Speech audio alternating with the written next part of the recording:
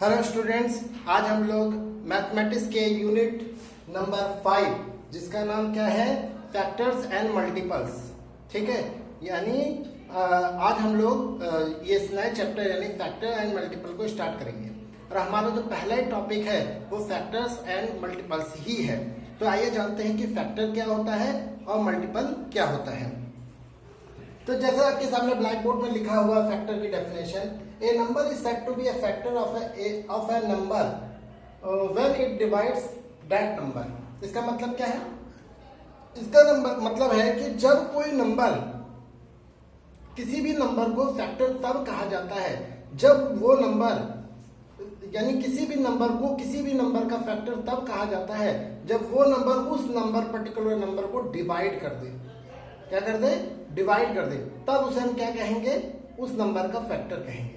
जैसे एग्जांपल ले लीजिए, अगर मैं एक नंबर लूं 12, क्या लूं 12, तो 12 1 से भी डिवाइड हो जाता है, 2 भी इसको डिवाइड कर देता है, 3 भी 12 को डिवाइड कर देता है, 4 भी डिवाइड कर देता है, 6 भी डिवाइड कर देता है और 12 भी डिवाइड कर देता है। तो ये जो 1 2 3 4 6 12 ये सभी क्या है? 12 के फैक्टर है। क्यों है? क्योंकि ये सभी 12 को पूरा पूरा विभाजित कर देते हैं, डिवाइड कर देते हैं, इसीलिए हम इनको इस नंबर का फैक्टर कहा जाता है। तो समझ गए ना, किसी भी नंबर के फैक्टर उन नंबरों को कहते हैं जो नंबर उस नंबर को पूरी तरह से डिवाइड कर दे, उसको उस नंबर का फैक्टर कहते हैं। अब इस फैक्टर में कुछ बातों का हमेशा याद रखना। ये जो फैक्टर है कुछ बातों को याद रखना। क्या बातें याद रखना? पहली बात याद रखना कि हर नंबर का 2 फैक्टर तो होता ही होता है। ठीक है, चाहे आप कुछ करो चाहे ना करो, उसके 2 फैक्टर होते हैं। कौन कौन से?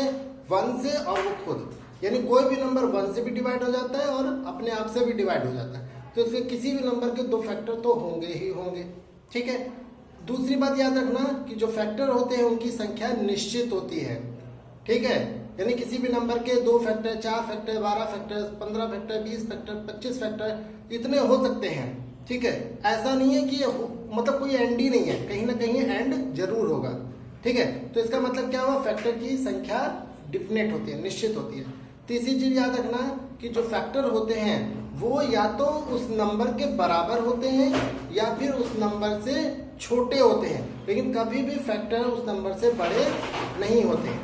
ठीक है, आप यहाँ पे एग्जांपल देख लो कि 12 है, देखिए 1 2 3 4 6 12, या तो ये इस 12 के बराबर है या फिर इससे छोटे है, लेकिन कोई भी नंबर 12 से बड़ा नहीं है। तो इन 3 बातों को हमेशा याद रखना फैक्टर के केस में कि हर नंबर का 2 फैक्टर होता है, फैक्टर की संख्या डेफिनेट होती है। और तीसरी बात क्या याद रखोगे? फैक्टर हमेशा जिस भी नंबर का फैक्टर होगा वो उससे बराबर होगा या उससे छोटा होगा, लेकिन कभी भी फैक्टर उस नंबर से बड़ा नहीं होगा। आई होप आपको ये फैक्टर क्या होता है और साथ में इसकी इंपॉर्टेंट फैक्ट के बारे में समझ में आ गया होगा। ठीक है, अब हम लोग नेक्स्ट टॉपिक पढ़ेंगे, मल्टीपल्स क्या होते हैं। मल्टीपल्स एक तरह के टेबल होते हैं। ठीक है, जैसे कि multiples of a number are said to those number that get multiply of that number and counting number. यानी किसी भी नंबर का जो मल्टीपल होता है वो संख्याएं होती हैं। किसी भी नंबर का जो मल्टीपल होता है वो संख्याएं होती हैं जिनको उस नंबर के काउंटिंग नंबर से मल्टीप्लाई करके प्राप्त किया जाता है।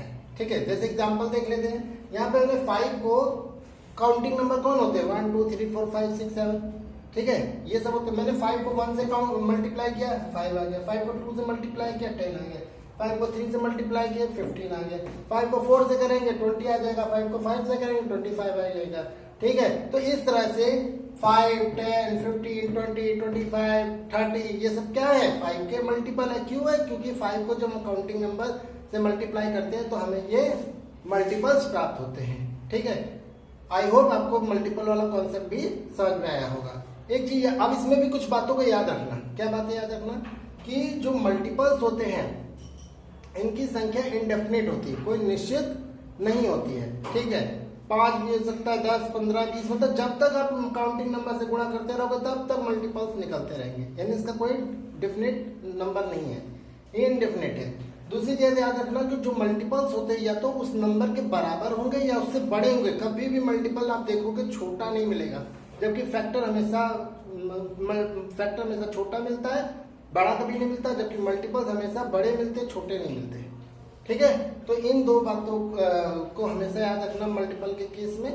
ठीक है, तो इस तरह से बच्चों आज का जो हमारा टॉपिक है मल्टीपल एंड फैक्टर आज फिनिश होता है। इसमें हमने मल्टीपल ऑफ फैक्टर के बारे में जाना और उनके इंपॉर्टेंट फैक्ट के बारे में जाना। नेक्स्ट वीडियो में हम लोग किसके बारे में डिस्कस करेंगे, अब आपका नेक्स्ट वीडियो में हम लोग इवन और ऑड नंबर के बारे में चेक करेंगे। और आपका काम है कि आप एक्सरसाइज 5A को अच्छे से करें। अगर कोई इसी तरह की समस्या आती है तो आप मुझसे संपर्क कीजिए या विद्यालय में आके इसको और अच्छे से समझिए। ठीक है ठीक है, तो मिलते हैं नेक्स्ट वीडियो में नेक्स्ट टॉपिक के साथ। बहुत बहुत धन्यवाद।